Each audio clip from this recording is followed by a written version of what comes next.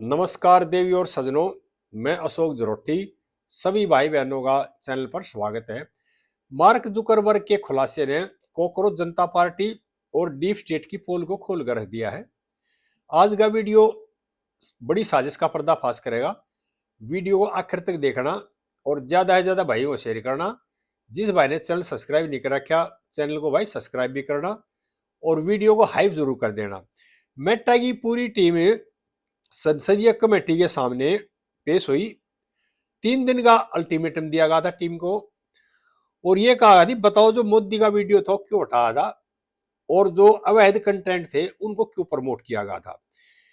और ये लगा जुकरबर्ग को कि अब फंस गए, अब निकलना मुश्किल है। और कुछ घंटे बाद ही मार्क जुकरबर्ग ने माफी मांगी और ये भी स्वीकार कर लिया अवैध जो कंटेंट थे उनको प्रमोट करने के लिए हमारे को पैसा मिला था। और ये पैसा पहले भी मिलता था, ये भी बात सामने आई है। कॉकरोच आंदोलन के दौरान कुछ अवैध कंटेंट थे ना, जो वैसे बनाए गए थे आर्टिफिशियल इंटेलिजेंस से और झूठे कंटेंट थे, उनको ज्यादा प्रमोट किया गया, ज्यादा दिखाया गया और जो सही कंटेंट थे उनको डाउन किया गया। इस तरह का जो काम है पैसे लेकर के टेक कंपनियां करती है, क्योंकि इस तरह का ना पहले भी किया था। 2014 के बाद जितने भी आंदोलन चले हैं ना, या जितने प्रदर्शन धरने हुए हैं, उनमें भी इसी तरह की कहानी हुई है। अब ये झूठे कंटेंट डालेंगे, उनको ज्यादा प्रमोट किया जाएगा, एक तरह से देश की जनता को गुमराह करने के लिए और भड़काने के लिए। जैसे जो शाहीन बाग का धरना हुआ था, किसान आंदोलन था, शंभू बॉर्डर पर जो धरना हुआ था, जंतर मंतर पर जो महिला पहलवानों वाला मामला था, और अब जो कॉकरोच जनता पार्टी का जो आंदोलन था, सभी में क्या हुआ, जो अवैध कंटेंट थे उनको प्रमोट किया गया बढ़ा चढ़ा करके, और जो सही चीजें थी उनको डाउन किया गया। और ये टेक कंपनियां ना एक तरह से इस तरह काम करती हैं पैसा लेकर, क्योंकि सोशल मीडिया का जमाना है। और एक तरह से सोशल मीडिया ने भी पैसे लेकर के भारत के खिलाफ, मोदी सरकार के खिलाफ एक युद्ध छेड़ रखा है। और इस युद्ध में कौन कौन शामिल है? अमेरिका से डीप स्टेट है, सीआईए है, और अमेरिका के जो बड़े बड़े उद्योगी घराने ना वे भी हैं। और उसमें कुछ जो हमारे यहाँ बैठे हुए लोग हैं ना, वो उनका साथ दे रहे हैं। खेल क्या है? अमेरिका ये चाहता है कि भारत सरकार झुके और हमारे हिसाब से फैसले ले और हमारे हिसाब से व्यापार हो। भारत सरकार और मोदी सरकार झुक नहीं रही और वो झुकाना चाह रहे हैं। सारा खेल इसके ऊपर है। और सोशल मीडिया पे हर 2-4 महीने के बाद इस तरह का कोई काम करते हैं, उसको बढ़ा चढ़ाएगा, भाई भारत में शोषण हो रहा है, भारत में ये हो रहा है, भारत की पुलिस ज्यादती कर रही है बच्चों के साथ, कभी किसानों के साथ, कभी महिलाओं के साथ। इस तरह की एक ट्रेंड चलता है सोशल मीडिया के ऊपर। किस लिए?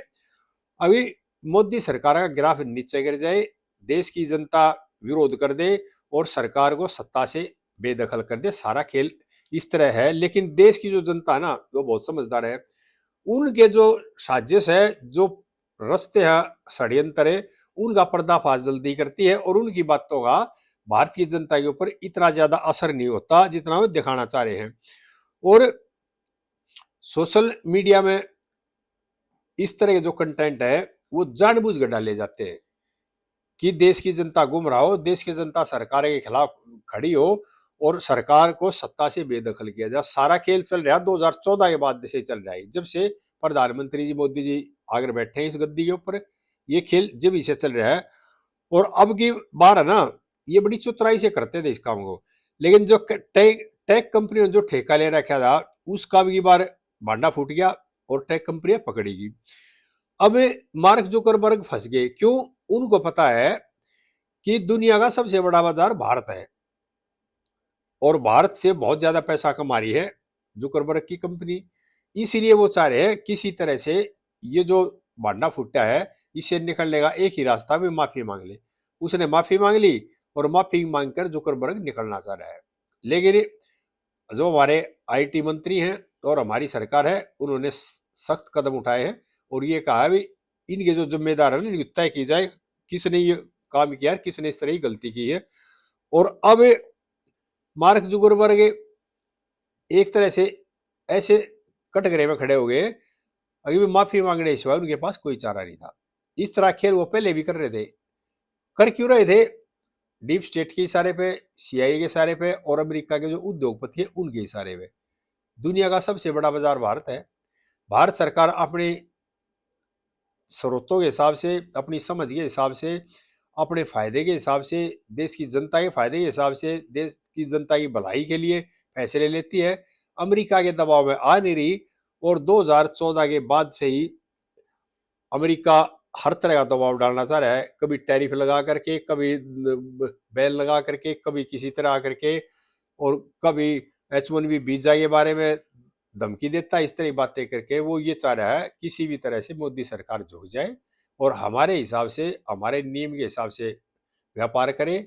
जो हम चाहे माल भारत में बेचें, जो हम चाहे माल भारत से खरीदें। इस तरह का काम करना चाह रही थी ट्रंप सरकार। लेकिन प्रधानमंत्री मोदी जी नहीं झुके, भारतीय सरकार नहीं झुकी। उसके बाद इन्होंने अलग से खेल खेलना शुरू कर दिया। कभी शाहीन बाग के नाम पर, कभी किसान आंदोलन के नाम पर, कभी बॉर्डर पे धरने, कभी पहलवानों का धरना, कभी कॉकरोचों का धरना। ये खेल चल रहा है किस लिए? भारत की जो चुनी हुई सरकार है, भारत के अंदर जो शांति है उसको अशिथिल करने के लिए, उसकी शांति को भंग करने के लिए, और यहाँ की जनता के द्वारा कराना चाह रहे हैं। इसमें जिस तरह के बयान हमारे जो नेता देते हैं और जिस तरह का जो खेल खेल लगा कॉकरोच आंदोलन के टाइम पे, और जिस तरह का दबाव दे रहे हैं कॉकरोच जनता पार्टी के नेता, अभी जितने भी प्रदर्शनकारी थे, चाहे वो स्टूडेंट था या स्टूडेंट ना था, उनकी तमाम ये एफआईआर वापस ली जाए और किसी के खिलाफ कोई कार्रवाई नहीं हो। लेकिन भारत सरकार ने और भारतीय न्यायपालिका ने स्पष्ट कर दिया है, दुनिया को भी बता दिया है, अभी छात्रों के खिलाफ किसी तरह की कोई कार्रवाई नहीं होगी। लेकिन जो अपराधी प्रवृत्ति के लोग हैं, जिन्होंने जानबूझ के तोड़फोड़ की है, सरकारी संपत्ति को नुकसान पहुंचा है और देश के खिलाफ जो षड्यंत्र रचा है और देश की संसद में घुसने की जो कोशिश की है, उनके खिलाफ सख्त कार्रवाई हो, उनका बख्शा नहीं जाएगा।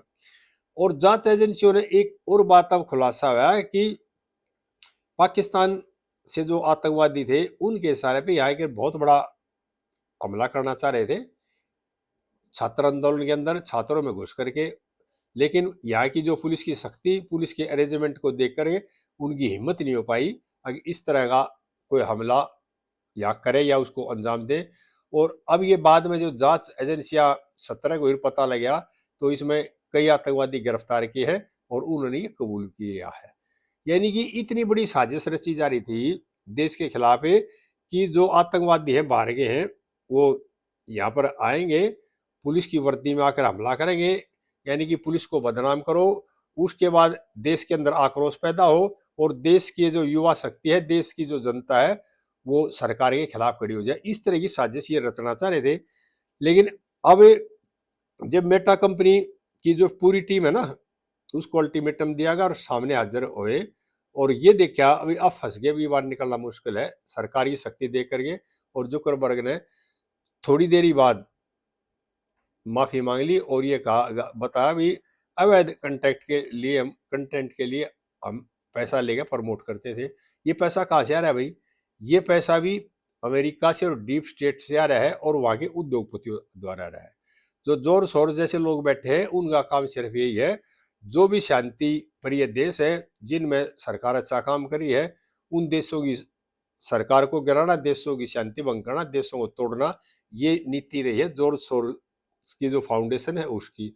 और सारा खेल जिस तरह से खेला जा रहा था काकरा जनता पार्टी के नाम पे, फ्री में खाना बांटना, फ्री में भीड़ इकट्ठी करनी, और जो झूठे अवैध कंटेंट थे उनको ज्यादा प्रमोट करना, और प्रधानमंत्री का जो वीडियो था उसको हटा देना, और जो अच्छे जो सच्चाई के कंटेंट थे उनको डाउन करना, ये उस जो सोशल मीडिया ने युद्ध छेड़ रखा उसका एक हिस्सा था। लेकिन अब ये पकड़े गए हैं, इनके पास अब कोई रास्ता नहीं है और आगे भी ये इस तरह की हरकत करेंगे। क्यों अब ये निकलना चाह रहे हैं माफी मांग करके? पहले भी इस तरह की हरकत कर रहे थे ये। क्यों? ये देश में शांति, देश में स्थिर सरकार नहीं देखना चाहते, अपने हिसाब की सरकार चाहते हैं और उसमें कुछ हमारे नेता उनका साथ दे रहे हैं। सभी भाइयों से प्रार्थना है इस वीडियो को आखिर तक देखें और ज्यादा ज्यादा भाइयों को शेयर करें। जय हिंद देशवासियों।